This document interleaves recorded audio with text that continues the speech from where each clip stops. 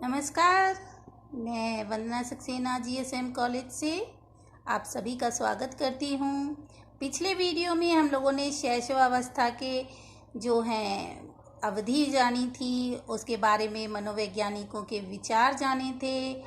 आज हम शैशवावस्था की जो विशेषताएं हैं उनको जानेंगे। पिछले वीडियो में मैंने बताया था कि शैशवावस्था को 3 भागों में डिवाइड करके हम लोग उसकी विशेषताएं पढ़ेंगे। पहला इन्फेंसी, दूसरा जो है बेबीहुड और तीसरा अर्ली चाइल्डहुड।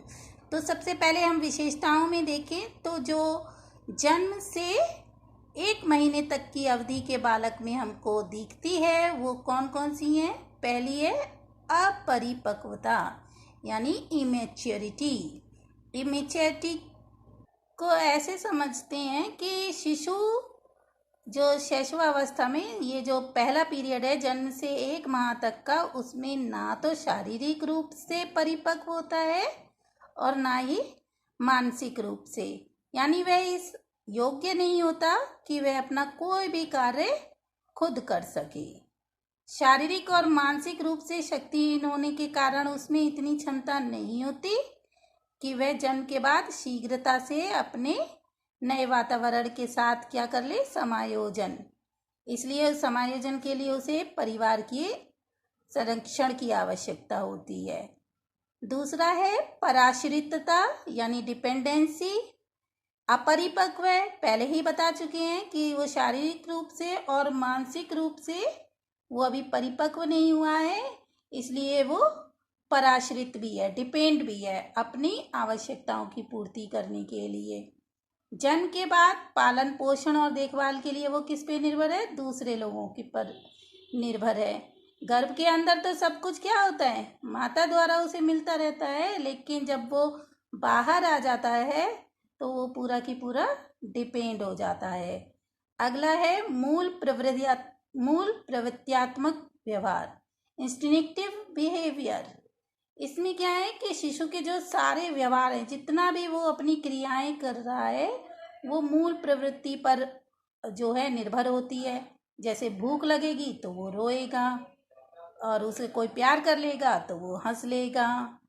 कोई अगर उसकी कोई चीज़ उससे इधर उधर हो जाए, माँ अगर उसके पास ना हो तो वो रोने लगेगा।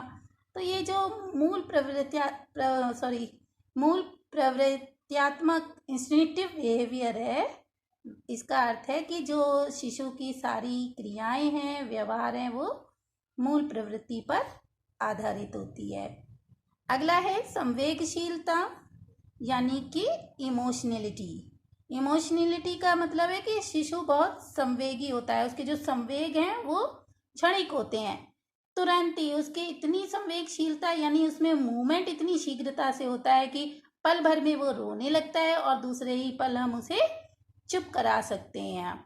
जैसे क्या होगा कि जो उसको अच्छा लगा तो वो हंसेगा और नहीं अच्छा लगा तो वो रोएगा। तो हम लोग उसको क्या करते हैं, बार बार उसकी कोई चीज़ छीन ली फिर उसके पास आ गए, तो इस तरीके से उसके इमोशंस कैसे हो जाते हैं, क्षणिक हो जाते हैं, यानी कि बस अभी हंसना और तुरंत रोना। अगला है व्यक्तिगत विभिन्नता, इंडिविजुअल डिफरेंसेस। ये भी बहुत बड़ी विशेषता जो है इस पीरियड में पाई जाती है शैशवावस्था में, कि हर बच्चा क्या होता है, अपनी एक पहचान रखता है जो दूसरे बच्चे से उसको अलग करती है। देखो जन्म के बाद सभी बच्चे रोएंगे, लेकिन कोई ज़्यादा रोएगा और कोई कम रोएगा। अगर उसमें भी एक सी हुई तो उसकी जो है शारीरिक बनावट अलग हो सकती है, रंग रूप अलग हो सकता है, तो कहीं ना कहीं वो क्या है, वो दूसरे बालक से भिन्न जरूर होगा। और ये व्यक्तिगत भिन्नता केवल शैशवावस्था तक नहीं बल्कि आजीवन रहती है, यानी हम सभी लोग एक दूसरे से कहीं ना कहीं किसी ना किसी गुण में अलग हैं। फिर है बचपन अवस्था की विशेषताएं देखते हैं, जो कि 1 माह से 2 वर्ष तक चलती है। इस अवस्था में बच्चा कैसा व्यवहार करता है, अजीबोगरीब अवस्था कहते हैं इसे। यानी इसकी विशेषता है कि एक क्रिटिकल स्टेज का सामना करता है बच्चा। इसमें क्या है, बालक जो है अपने लिए या दूसरे के लिए जो व्यवहार या संवेग का निर्धारण करता है, तो वो अजीबोगरीब स्थिति का सामना करवाते हैं हम लोगों को। हम लोग अमूमन देखते हैं कि जो क्योंकि जो कभी कभी गलत चीज़ कोई वो सही मान के एकदम कि हाँ ये मैं सही कर रहा हूँ, या दूसरे के लिए कि हाँ ये सही है, तो वो उसमें वो ये नहीं जानता कि अमुक परिस्थिति उसके लिए सही है या नहीं है। वो उसके लिए जो उसने अपने लिए बना लिया है विचार कि हाँ मैं ऐसा करूँगा या करूँगी, तो अजीबोगरीब अवस्था उसकी आ जाती है। दूसरी है खतरनाक अवस्था, यानी डेंजरस स्टेज भी हम बचपन अवस्था को कहते हैं। इसकी एक बहुत बड़ी विशेषता है कि वो खतरनाक अवस्था से गुजरता है, क्योंकि इस अवस्था में क्या देखा गया है कि जो मृत्यु दर है, जो बच्चों की मृत्यु दर है, वो सबसे ज़्यादा है। क्योंकि इस अवस्था में क्या होता है, बालक नए वातावरण के साथ समायोजन कर रहा होता है और इसलिए उसे ज़्यादा देखभाल की ज़रूरत होती है। तो हम लोग क्या करते हैं, उसकी ज़्यादा देखभाल करते हैं। क्योंकि आपने सुना होगा जब एक साल का होता है तो बड़े बूढ़े लोग ये कहते हैं कि पहली सर्दी है, पहली गर्मी है, तो इसका खास ख्याल रखो। तो ये क्या हुआ कि डेंजरस स्टेज का सामना करता है, यानी हर बालक खतरनाक अवस्था से गुजरता है। जब वो 1 वर्ष का होता है तो उसके लिए नए वातावरण से समायोजन करना थोड़ा मुश्किल होता है, क्योंकि सब कुछ उसके जीवन में पहली बार घट रही होती हैं। अगला है आत्मनिर्भरता का प्रारंभ, यानी स्टार्टिंग पीरियड ऑफ इंडिपेंडेंसी। तो जो आत्मनिर्भरता, इससे पहले की अवस्था इन्फेंसी जो थी, 1 महीने तक वो पूरा की पूरा दूसरे लोगों पर निर्भर था, लेकिन अब वो अपने कुछ कुछ कार्य खुद करने लगता है। जैसे चल फिर कर वो जिसको जहाँ जाना होता है वहाँ चला जाता है। और उससे पहले क्या होता है, क्योंकि चलना सीख गया है 1 वर्ष से ऊपर का बालक, तो वो क्या है, आत्मनिर्भरता की शुरुआत हो जाती है। अगला है उत्तरोत्तर वृद्धि और विकास, जिसे हम शारीरिक विकास की तीव्रता भी कह सकते हैं। जो भी उसके भार में या लंबाई में जो भी वृद्धि हो रही है वो बहुत तेज गति की होती है। तो ये जो उत्तरोत्तर वृद्धि और विकास है सभी के साथ होता है। अगला है पुनरावृत्ति की प्रवृत्ति, जो रिपीटेशन की टेंडेंसी है वो भी बच्चों में पाई जाती है। वो क्या करता है, दोहराता है, यानी कि कोई शब्द उसे अच्छा लग गया तो वो बार बार वही शब्द दोहराएगा और फिर प्रसन्न होगा। अगला है आत्मकेंद्रित या स्वप्रेमी, जिसे कहेंगे सेल्फ सेंटर्ड। इस उम्र के बालक जो हैं स्वप्रेमी होते हैं, अकेले ही खेलना पसंद करते हैं, अपने खिलौनों को भी किसी के साथ बांटते नहीं हैं। तो इसलिए कहेंगे कि वो कैसे हैं, आत्मकेंद्रित हैं, या उन्हें केवल अपने से ही प्रेम है, वो किसी दूसरे का संग साथ पसंद नहीं करते। अगला है नैतिकता का अभाव। जो बचपन अवस्था की विशेषता है वह है नैतिकता का अभाव, यानी लैक ऑफ मॉरलिटी। इस आयु में शिशु को उचित और अनुचित, गलत या बुरे का कोई ज्ञान नहीं होता। क्यों नहीं होता, क्योंकि उसमें निर्णय और तर्क लेने की कोई शक्ति नहीं होती। इसलिए क्या होता है, इस आयु में बालक जो है बहुत सी दुर्घटनाओं के शिकार हो जाते हैं। गर्म वस्तु को छू लिया आदि, बहुत सारे ऐसे उदाहरण हम लोग देखते हैं। अगला है अनुकरण की प्रवृत्ति, यानी टेंडेंसी ऑफ इमिटेशन। इसमें क्या है, बालक जो है अनुकरण बहुत करते हैं।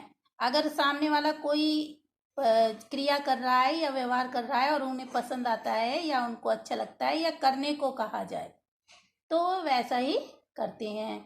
आप लोग घर में भी देखते होंगे, छोटे बालक को कोई मेहमान आता है तो हम लोग नमस्ते करते हैं। जब वो देखते हैं कि अरे पेरेंट्स ने किया है, हमारे मम्मी पापा ने किया है, या पैर छूना, तो ये सब क्या है, अनुकरण। वो भी वही व्यवहार अपना लेते हैं, देख कर भी और उनसे करा कर भी हम उन पे अनुकरण की प्रवृत्ति आ जाती है। अगली है मानसिक विकास में तीव्रता, यानी रैपिडिटी इन मेंटल डेवलपमेंट। जो मानसिक विकास है उसमें भी बहुत तेज गति होती है। बालक की मानसिक प्रक्रियाओं का विकास बहुत तीव्र गति से होता है इस उम्र में। अपने आसपास की हर वस्तु की जानकारी चाहते हैं वो लोग।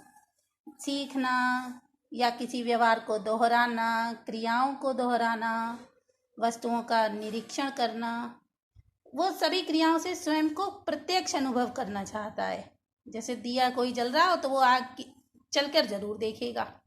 यानी जिज्ञासा की प्रवृत्ति उसमें बहुत होती है, जिसके कारण उसका मानसिक विकास तीव्र गति से होता है और वो उन चीज़ों को समझने लगता है। फिर आता है आपका पूर्व बाल्यावस्था की विशेषताएं, यानी अर्ली चाइल्डहुड में जब बालक प्रवेश करता है इस स्टेज पर, तो ये कौन कौन सी अवस्था है? पूर्व शालेय अवस्था, यानी प्री स्कूल एज है ये, जहाँ पर हम लोग उसको तैयार करते हैं विद्यालय जाने के लिए। मानसिक रूप से उसको तैयारी देते हैं कि विद्यालय में किस तरीके का वातावरण होगा जहाँ तुम्हें समायोजित होना है। दूसरा है समूह पूर्व की अवस्था, यानी कि जो प्री गैंग एज है। गैंग एज तो कौन सी है? चाइल्डहुड। लेकिन यदि आता है प्री गैंग एज, कौन सी है? तो प्री गैंग एज है अर्ली चाइल्डहुड। तो समूह पूर्व की अवस्था, यानी कि जो समूह बनाने की, मित्र मंडली बनाने की स्टार्टिंग भी यहाँ से हो जाती है। अगला है जिज्ञासा की प्रवृत्ति। तो इस उम्र में क्या होता है? जिज्ञासा बहुत ज़्यादा होती है। जो 2 से 6 वर्ष तक की अवस्था है उसमें बालक बहुत जिज्ञासु प्रवृत्ति का होता है। इसमें क्या है कि जैसे बालक बाह्य वातावरण के संपर्क में रहता है तो वो ये जानना चाहता है कि उसके वातावरण में क्या क्या चीज़ें हैं। वो पूरे वातावरण के संबंध में जानकारी प्राप्त करना चाहता है और उसके बाद उसमें समायोजित होता है। यदि आप किसी छोटे बालक को किसी के घर ले जाएं तो वो पूरे घर में क्या करेगा? चक्कर लगा लेगा, उसके बाद वहाँ एडजस्ट हो जाएगा।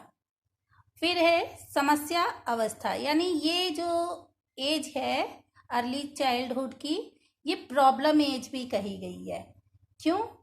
क्योंकि उसकी क्रियाशीलता में जो उसकी ऊर्जा है वो बहुत ज़्यादा होती है, उसकी क्रियाशीलता में वृद्धि हो जाती है। अब वो सारे क्रियाकलाप क्या करना चाहता है? स्वयं करना चाहता है और किसी का हस्तक्षेप पसंद भी नहीं करता है। अगर उसके किसी भी कार्य में हाथ लगा दो तो वो क्या करता है? आक्रामक हो जाएगा, जिद्दी बन जाएगा या नकारात्मक व्यवहार करने लगेगा। तो बहुत प्रॉब्लम आती है इस अवस्था में।